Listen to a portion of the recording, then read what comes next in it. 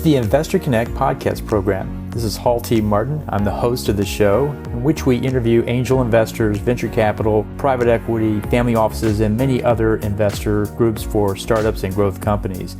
I hope you enjoyed this episode. Thank you for joining us.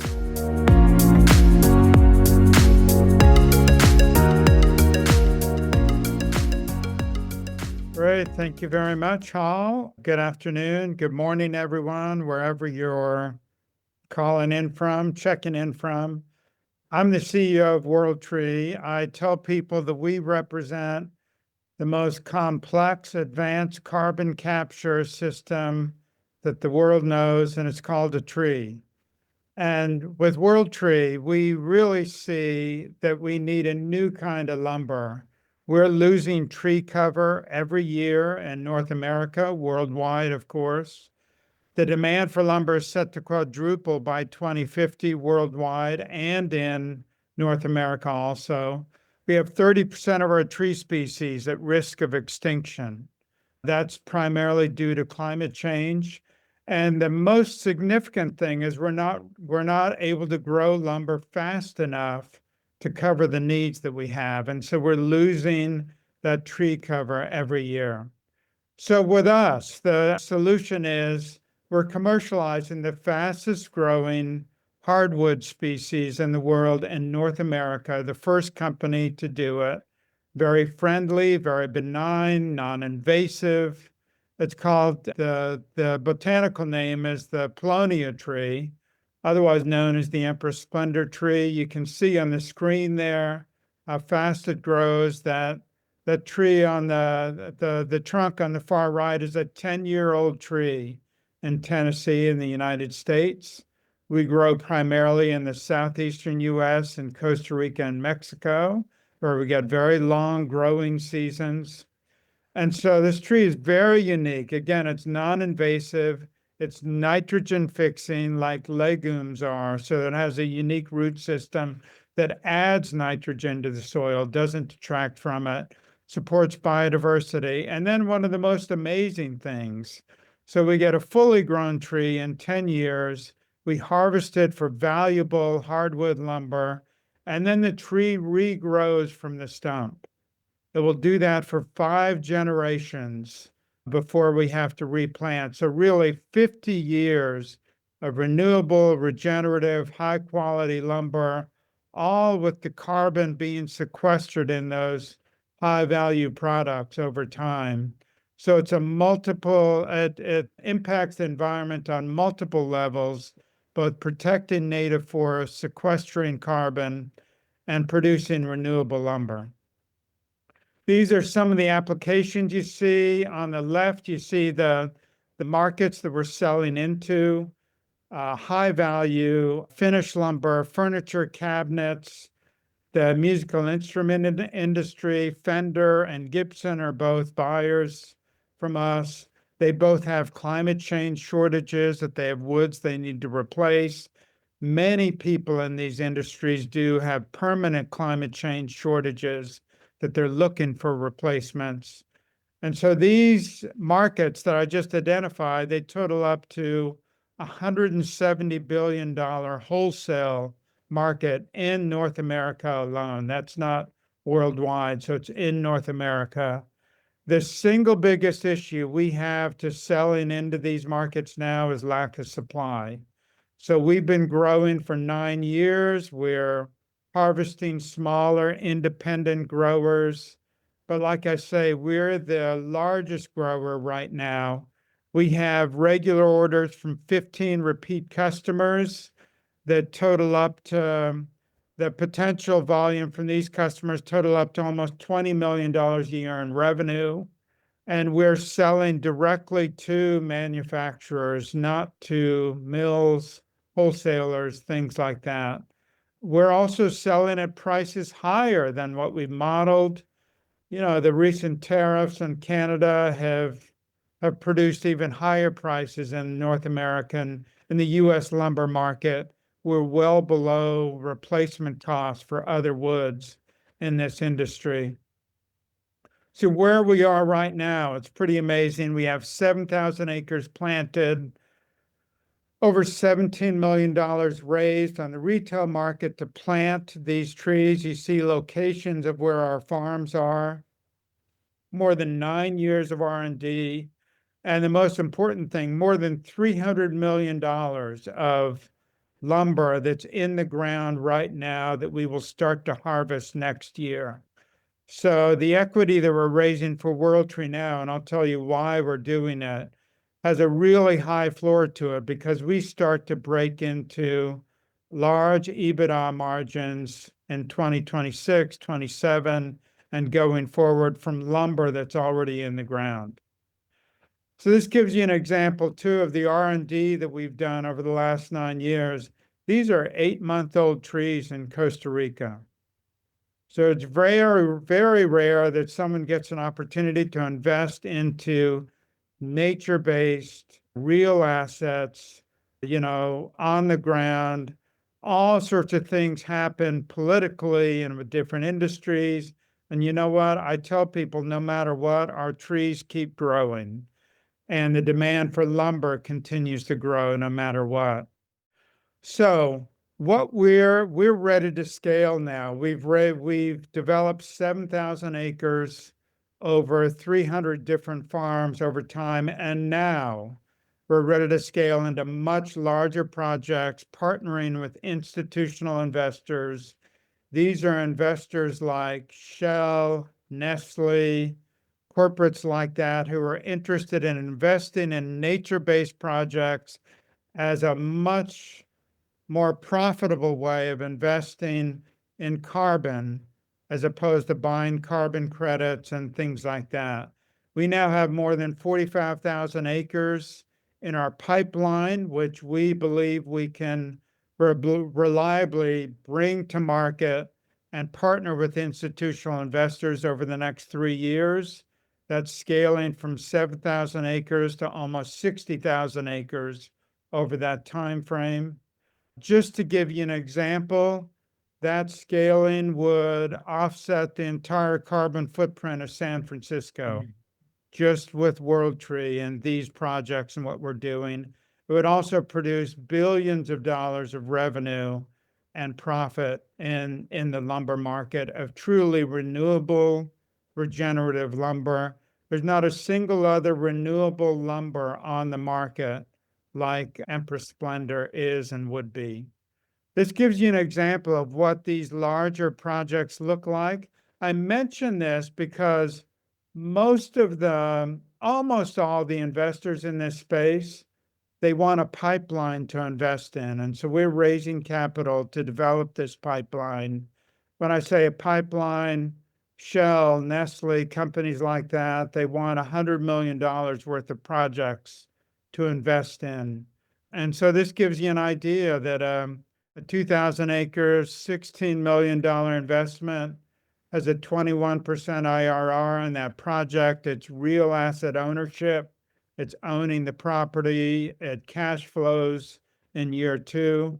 And I mention this because we also have a group of family offices that are interested in aggregating funds to invest in 1 or 2 projects. And it might be for some of the larger family offices and Hall's network, and might be something that they're interested in aggregating with other family offices. But typically, we're scaling this to be able to partner with those large corporates that I spoke about. These projects, so they're really unique. We actually pair timber with annual crops, watermelon, squash, plantains, bananas. This is a project in Costa Rica. We rebuild biodiversity on the property, build resilient soil. The whole goal of World Tree was to show people that you could produce strong returns and strong high impacts at the same time. So for us, it's rebuilding biodiversity, drawing down carbon, sequestering carbon, building resilient soil, sustainable projects, at the same time that we produce strong returns both in the local community and for investors. This kind of shows World Tree and where we're at and where we're going. We expect around a $500 million valuation at the time that we would be at that 50 to 60,000 acre level after we scale through these institutional projects. This revenue stream that you see right here, virtually all of that revenue is from lumber that's already in the ground planted. So I tell people it's a really high floor to this investment compared to other early stage companies that you're investing in. We got a really strong team, several successful exits, including one that I've done in the healthcare business, but several on my board have raised billions of dollars in capital. We've got 27 people around 5 countries. And so we're raising 6 to 8 million. We've already raised 3.5 million from our internal network. And so we're now reaching out to approximately the same amount outside our network. See the terms there. I'd love for you to contact myself or our Director of Investor Relations, Angela, for anyone with questions. And with that, I think we're done, Hall, and can certainly take any questions. Sure. Those in the audience have questions, please put them in the chat box. My first question is, do carbon tax credits have a place in your business model? Yes, they do. They're minor, which we take great pride in because we don't want to build a business on just generating carbon tax credits. And so out of that, one of our projects that produces $120 million in revenue over 10 years, about 3 or 4 million of that comes from carbon tax credits. The rest of it is from timber revenue, annual crop revenue, things like that. Do you receive any subsidies from family foundations or anything of the like to foster the work that you're doing, or you don't receive any of those? We don't receive any of those, but for those of you who might be interested, feel free to contact us. Okay, great. And what's the moat around the business? How do you prevent other people from doing it?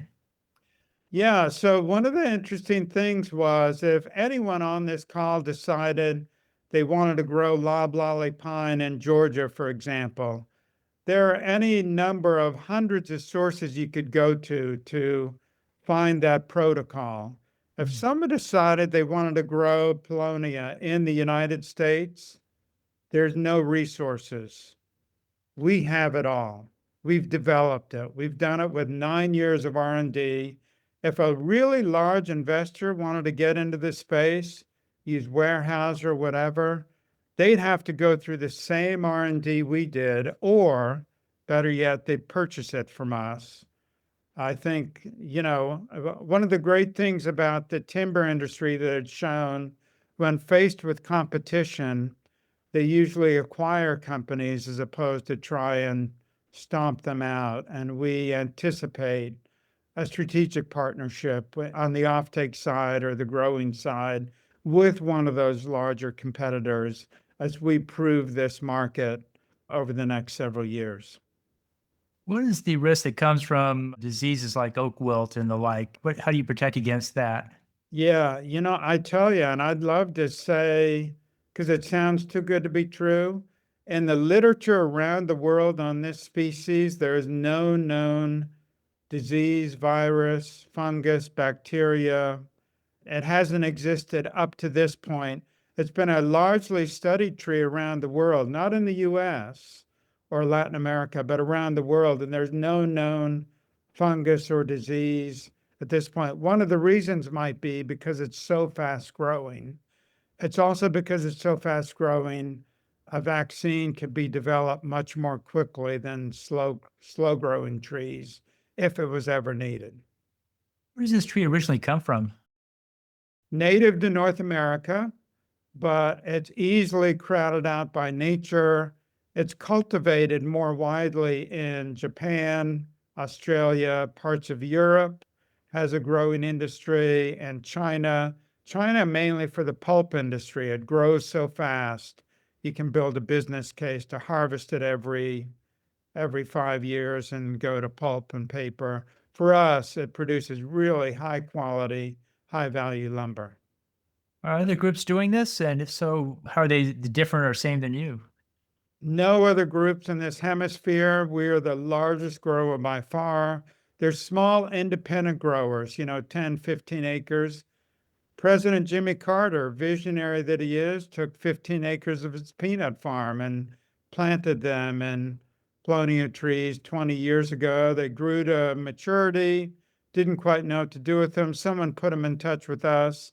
We purchased them, harvested them, milled them, and using that as part of what we sell into the market right now. So there's small growers like that, nothing on the scale that we are. So we've got a big head start on anyone else. Great. We're at the end of our time. Thanks so much for a great presentation. For those in the audience, the poll is up. Please fill it out when you get the chance. And we have one presentation for today, as this is the Family Office Roundtable. We put up topics that are relevant to the family offices. I find these are often relevant to even more than the family offices. So if you will bear with me for a few moments, I'd like to give you some content here that might be of use to you and what you're doing. Basically, we're going to talk today about there are 5 pains for the limited partner, the LP 5 pains they call it. And today we're going to talk about the reporting problem. And if you're an investor, you probably recognize this, but it talks about how general partners can build confidence through just better reporting practices. So if I put this up and launch my slides here, we can actually talk about some of these topics as we go forward. If you have questions, please put them in the chat box as well. So first of all, limited partners, consistently cite a lack of transparency and timely communication as a frustration that's out there. And so what we're talking about is the fact that, this undermines trust and complicates the internal stakeholder communications that are going on these days. And so what we're trying to do is figure out, how do we do better at this? The cost of poor reporting is substantially high. 82% of LPs cite insufficient reporting transparency as a top concern. And so what we're trying to figure out is, what can we do to raise awareness that this is an issue? I think many funds believe everything is fine because they understand the numbers, but they're not sure. It's not clear that they're always meeting the needs of limited partners as well. And so some GPs look at this as reporting as a nice to have, but most LPs look at it as a must have and what they need to do, because they use this to evaluate how the fund is doing. They look at it as to how the investment manager is doing as well. This also gives them, in many cases, the limited partner expects these numbers because they have people they have to report to. They have to pass these numbers on. They have to put it into their follow-up reports to the family members or others in their network. And so they're looking for on-demand access to portfolio company performance. They want to know not just how the fund is doing, but how each of the elements of the fund are doing as well, just so they can have a better picture of what it might look like. And they look for communication that's proactive, not reactive. So they're expecting information just to show up versus having to call up and ask for it. So what you can do as a general partner is adopt more of a monthly reporting process that goes along with the quarterly updates. Any major changes should be done on a monthly basis so that people aren't caught unawares until the end of the quarter. Dashboards are greatly appreciated with KPIs on them. If you aren't doing that now, this is great to list all the portfolio companies, put next to it the key metrics. Are they on track with revenue? Are they on track with milestones? Are they ahead? Are they behind? And put a dashboard with maybe a heat map would be very helpful. And then schedule LP-only webinars to answer questions about this. I find in today's world, many groups simply send out a report at the end of the month, and that's it. If you have an hour Zoom call to go through it, it really helps open up the communication and helps the limited partner as well. And some of these GPs have investor portals, and that lets you put more information. Emails tend to be very specific and limited in what is there. There are different tools out there that some people use for LP communication. Carta has one for allocations for LP portals. Visible.vc and Juniper Square have automated reports that can come out. 10 Capital, we're building our own private LLM called Ava for investor transparency. And then there are others that use simple tools like Airtable to keep track of this. So if you're using Excel, you may want to think about taking your game to the next level. And if you haven't gotten into AI, you may want to consider that as well. It's a great add-on tool for analyzing some of the information. Certainly, the limited partners are using AI on your reports, so you might as well also. They're all structural options that support visibility. If you have rolling funds or SPVs with milestone reporting requirements, next time you set up an SPV, put in there you're going to report every quarter, every 6 months, these metrics, set expectations about what you're going to report. You'll get a much better alignment with them. Sometimes there are structured notes with built-in progress checkpoints or redemption rights that you can go back and look at. In capital, we have 3X and 3. At the end of year 3, you have the option to redeem your equity and go into a revenue share agreement if that's where the company tends to be going. And then you can also do capital call staging based on performance data access. So you'll put in more money if you get certain requirements met, and you'll put in less if you don't. This can become an interesting way of managing the process. So, early alerts is what's, I guess, investors are looking for. When bad news comes up, the sooner they know, the better. They don't like waiting 3-6 months to find out something bad happened. And then streamlined internal LP reporting, having the right tools in place makes a big difference in getting the information out on a regular and timely basis. And this also creates a sense of, we're all in this together between the GP and the limited partner. Also, you'll get more recommitments in future funds if the reporting is always there and easily accessed, and then you'll get more referrals from the portfolio from the GPs that you currently have, and then you reduce just the amount of time you spend in doing the back and forth between the two groups. So you might want to put in a reporting first culture into your program and get very proactive with this up front. It makes a big difference. And you'll find that it's easier to partner with the LPs to maybe co-design the visibility, because you maybe put the reports together and ask for feedback. And then once you figure out what everybody wants, you commit to that over the long haul of the fund. So if you have any questions about this, I'll be glad to share the slides with you, but we're going to be doing the 5 pain points over the next few months. And this is the first one. I want to thank everybody for joining. If anybody has any questions, please let me know. Love to answer those. If not, we will go ahead and move into our breakout rooms. You'll have a chance to talk to these people and myself as well. We each have a breakout room. If you have time to come and give us some feedback, love to have it. We'll be back next month with another family office roundtable, and we'll have another LP pain point topic to go with. I want to thank our presenters for a great presentation today. Doug and Guy, great presentations. Appreciate that. Really good information going on. Really great solutions that are out there. With that, we'll go ahead and move into breakout rooms. Investor Connect helps investors interested in startup funding. In this podcast series, experienced investors share their experience and advice. You can learn more at investorconnect.org. Paul T. Martin is the director of Investor Connect, which is a 501c3 nonprofit dedicated to the education of investors for early stage funding. All opinions expressed by Hall and podcast guests are solely their own opinions and do not reflect the opinion of Investor Connect. This podcast is for informational purposes only and should not be relied upon as a basis for investment decisions.